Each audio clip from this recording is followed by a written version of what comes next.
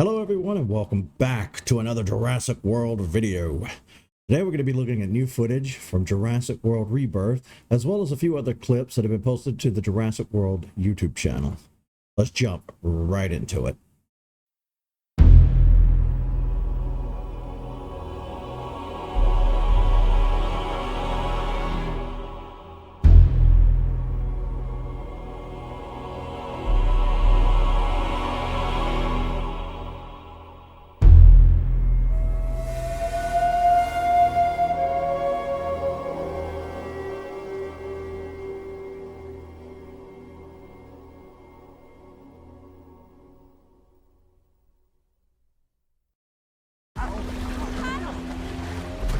There's something very primal about dinosaurs. You can't dismiss them like they really existed, and I think it's never left our genetics, this fear of a bigger creature coming and dragging one of us away. That's something I was thinking about the other day, genetic memory. They mentioned it. I've been rewatching through the X-Files and it came up in one of the episodes, but is it possible that we pass down lived experiences through our genetics? Isn't that somewhat what evolution actually is? You know, mutations occur over time, yes, and if those mutations are conducive to our survival, then those genes typically continue to be passed on. But I agree with him there. Like, humans and dinosaurs obviously never existed at the same time, but we did have larger creatures in the early, days of humans, whether it be saber-toothed, woolly mammoth, whatever. Oh, not that way. Gareth can see the whole film in his mind. He's a very unique storyteller in that way. What's going to happen? The water's just going to do this past you a little bit, and you're not sure. Was it just imagination? One thing about Gareth Edwards is his understanding of visual effects is second to none. There was no fear about how he was going to create these dinosaurs. Cut, very good. Got that very good, well done. Gareth's very particular about the designs of the dinosaurs, whether it's a legacy creature like Legacy creature. a T-Rex, whether it's a brand new dinosaur. Open the door! There's some new types of dinosaurs being introduced. Sorry. Please open the door! I think they're gonna be a little unsettling. I would love unsettling. I'm down for some unsettling. I am confused about this gas station, though. Is this gas station on the island?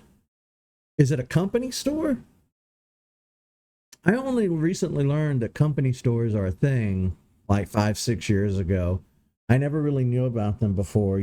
Companies come in and let's say a mining company comes in and they set up an operation and a town kind of forms around it. Let's say you've got a whole bunch of land out in the middle of nowhere. You've got a mountain full of natural resources. A company comes in to bore into the side of the mountain. They establish a community there. Homes pop up, little stores pop up.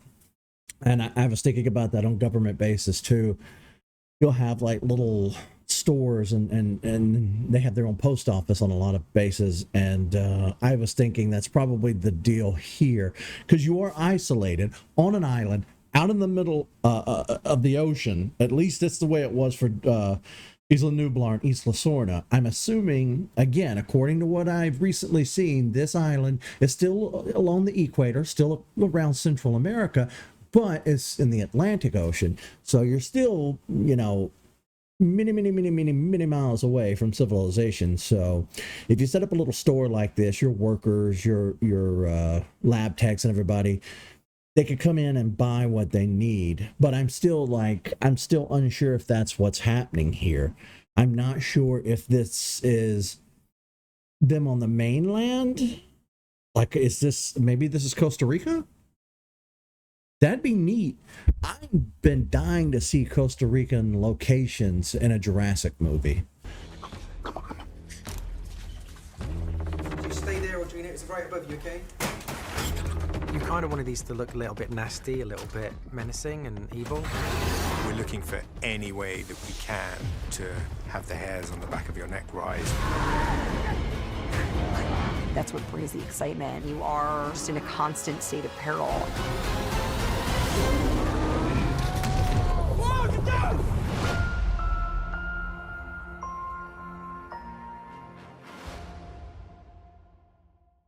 This would be the biggest medical breakthrough in centuries. But we need samples from living dinosaurs. You want to take blood samples from these animals while they're alive? Time to move. Okay, see, I can't speak to the science of that. I don't know how accurate that would be. Like, do you need blood samples from these things while they're living? How does them being deceased affect the blood? I don't know. I'm assuming that David Cope knows what he's talking about. I'm pretty sure they do the research when screenwriters, do their thing. Hey! If we get this DNA, millions of lives are saved. Let's go!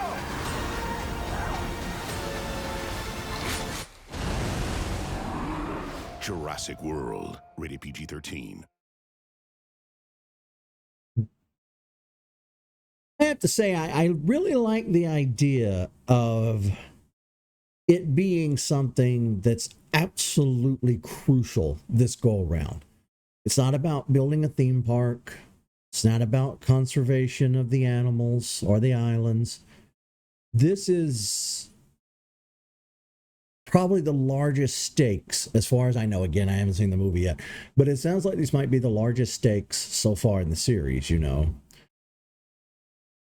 If they can get that DNA, they can make a cure for diseases or a disease. I don't know what's happening, but that's a very interesting place to take the series. And honestly, it's a more realistic place to take the series because, like I said, up until now, it's just been about trying to monetize living things and build a theme park, which I have the same disdain for that I have for zoos. Then, of course, there's the conservation efforts. Hammond wanted Isla Sorna to be quarantined off and protected, kind of like an animal reserve, but that didn't quite work out either because capitalism is going to capitalism.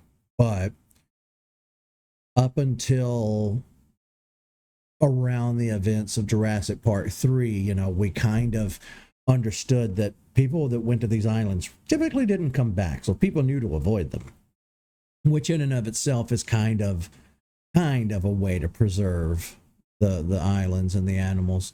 But this is very fascinating.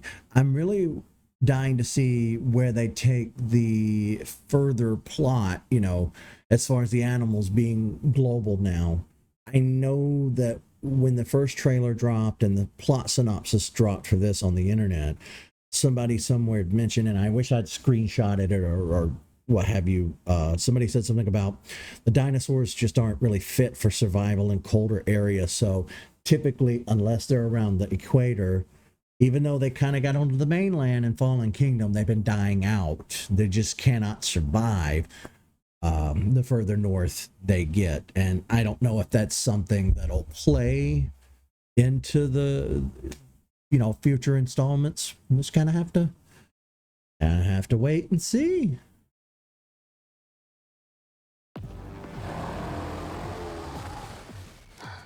Oh my God.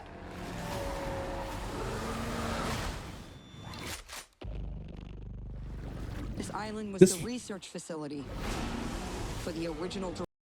This mosasaur looks bigger than the Jurassic World mosasaur, but I can't really tell until I have this movie on my computer in the future and can do a side-by-side comparison. I guess I could just use the trailer footage, but I'm too lazy to do that. Everybody is kind of, raving about how good the Rex looks in this, and I think it's kind of a testament to just how bad the Rex looked in World and Fallen Kingdom. They tried to put Rexy back on model for Dominion, but by then it was too late. Jurassic Park. Any dinosaur's too dangerous. We're left here. Jurassic World, rated PG-13. This island was the research facility for the original Jurassic Park. The worst of the worst, we're left here. Survival is a long shot. Let's go. Okay, we've seen this footage before.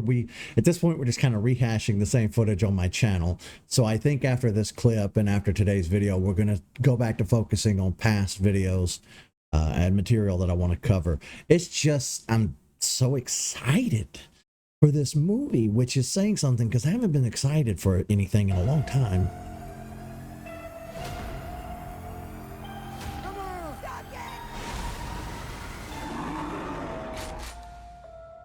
Jurassic World, in theaters July 2nd. Besides, isn't that what fanboys do? They watch trailers for stuff over and over and over until you're sick of it. Anywho, that's going to do it for today's video. Thank you guys so much for checking it out. I'm not even going to bother going back over to full screen. We're just going to head out here. Be sure to go see this movie. If you don't do it for yourself, do it for your buddy, old pal, old friend, old buddy, old guy, old pal, old guy, old friend. You know, the more money these make, the more I get to see. And this is one of the few things left in the world that matters to me. Anyway, see you folks.